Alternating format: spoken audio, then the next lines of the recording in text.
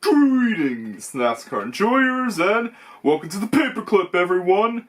I'll be watching the race on TV, but I'll still be reviewing the race regardless. This year's O'Reilly Series Spring Race at Martinsville begins with Justin Allgaier jumping to lead, and he holds off both Carruth and Cruz. Also, qualifying was cancelled due to weather, so the starting positions all come down to last weekend's race.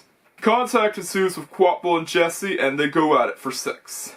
Brandon Jones attempts to get past Sheldon Creed, but Creed holds him off. Allgaier now has a 1-second lead gap. Brandon Jones is now in third and right behind Roger Carruth. Hold up, Brandon Jones has managed to get past Roger Carruth. Sammy Smith has gotten past Jesse Love for 9th. Jesse Love now has to try to hold off Lee Polium. Who? Yeah, that's how I reacted when I first saw that guy. He's some late model rando that I've never heard of. The only late model guy that I know about is Cole Butcher. Polium is now in 10th. Anthony Alfredo is running in 11th and running a green and black version of the Dude Wipes paint scheme. And the caution just came out. Luke Baldwin got some damage done to his car after he lost control and hit the wall. LeVar Scott also goes a lap down. A few drivers, including Austin Hill, get penalized for speeding off of pit road. Oh, anyway, yeah, I also forgot to mention that pit stops were made during the caution period. The race restarts with Justin Allgaier continuing to lead. Corey Day gets past DT and is currently running in 17th. And the caution just came out. It's from the Clippy car driven by Garrett Smithley. He lost control and caught into the wall. No. Not the Clippy car. Because of that, the stage will end under a caution. Justin Allgaier will take the stage win under caution.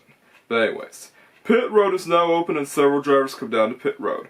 Brandon Jones wins the race off pit road. Oh well, at least it isn't Jesse Love or Austin Hill this time around. The second stage begins with Corey Day jumping to lead. At least Garrett Smithley's still in the race. Sam Mayer is trying to run down Corey Day. Allgaier gets past the Clippy car and is currently running in 10th. Clemence's car starts smoking. Mayer is trying his best to hold off Polian, again that driver that I've never even heard about because of my unfamiliarity with late model racing outside of Canada. And the caution just came out. Phew. About time. Please get the number 51 car off the track. That car is having issues. Not good, but at least everyone will be safe. As expected, Jeremy Clements is out of the race. Dang, it sucks that Jeremy Clements had to go out this way. But anyways, the race restarts with Corey Day getting a good launch and continuing to lead. Sam Mayer does a bumper run and gets past Corey Day for the lead. Holy crapper! This is getting intense. And the caution just came out for debris. Someone lost a wheel cap. Yeah, you guys talk about loose lugs, but you're forgetting the fact that loose caps are a thing in NASCAR too. Yeah, you think 5-lug rims are immune to having loose wheels or loose parts? Think again. Several drivers come down to pit road during the caution. Corey Day wins the race off pit road. Lee Polian might get penalized for an uncontrolled tire stop. Dang it! The race restarts with Sam Mayer and Austin Hill battling for the lead. Don't let him get past you, man!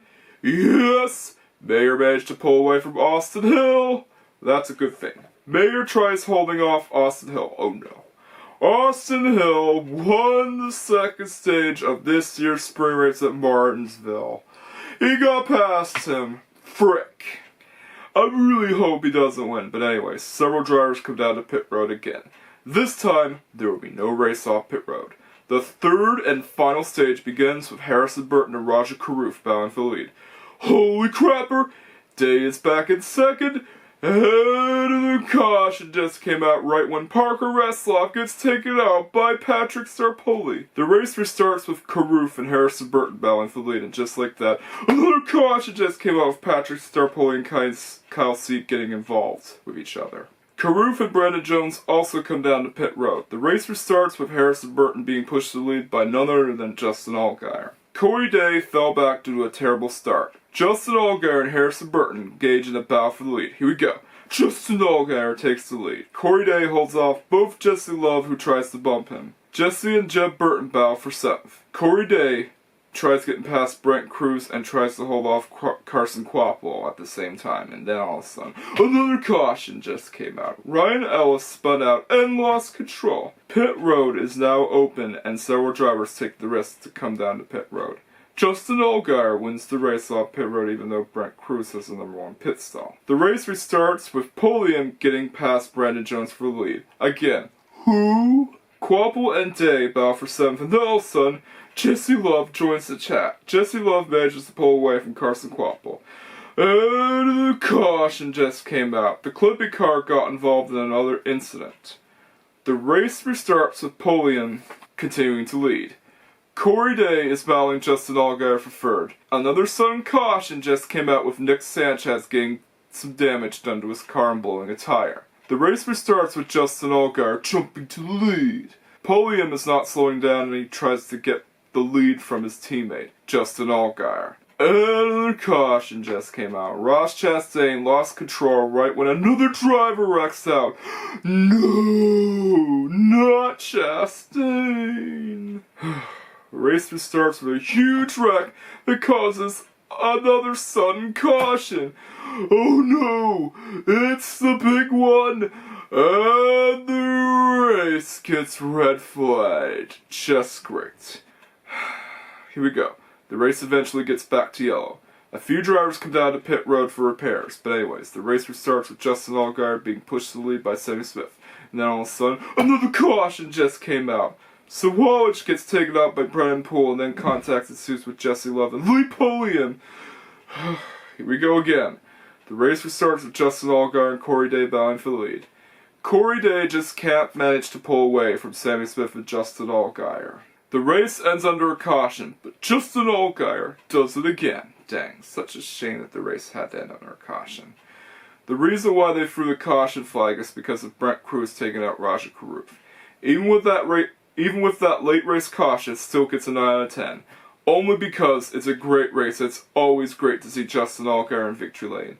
Lee Podium also got a top 5.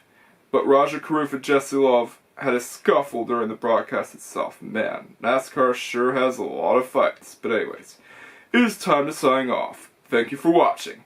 If you liked this video, then you know what to do. Don't forget to like, comment, subscribe, and hit that notification bell just in case I haven't already done so. Catch you guys next time and peace out. Greetings, NASCAR enjoyers, and welcome to the main event. Who will get the grandfather clock this year? Tune in to find out. This year's spring race at Martinsville begins with Hamlin jumping to lead. Elliott and Wallace battle for 13th. Blaney also got past Reddick for 8th. Byron managed to get past Hamlin and is now leading. Hamlin got the lead back. So far, not much is going on, and yeah, in my opinion, the NASCAR Next Gen car just doesn't really work on short tracks. Like, it works on intermediates. Intermediate racing is great there. As much as I like the NASCAR Next Gen car, short tracks are one of the weaker tracks. I'm sorry, man, but short track racing is just not good with the Next Gen car, and it doesn't matter how much horsepower you have, you still can't go over 130 miles per hour. So yeah. And the caution just came out. John Hunter Nemechek takes out Cody Ware, and because of that, the stage will end under a caution. Yeah, there wasn't really much to talk about, to be honest. Denny Hamlin takes the stage win, but anyways.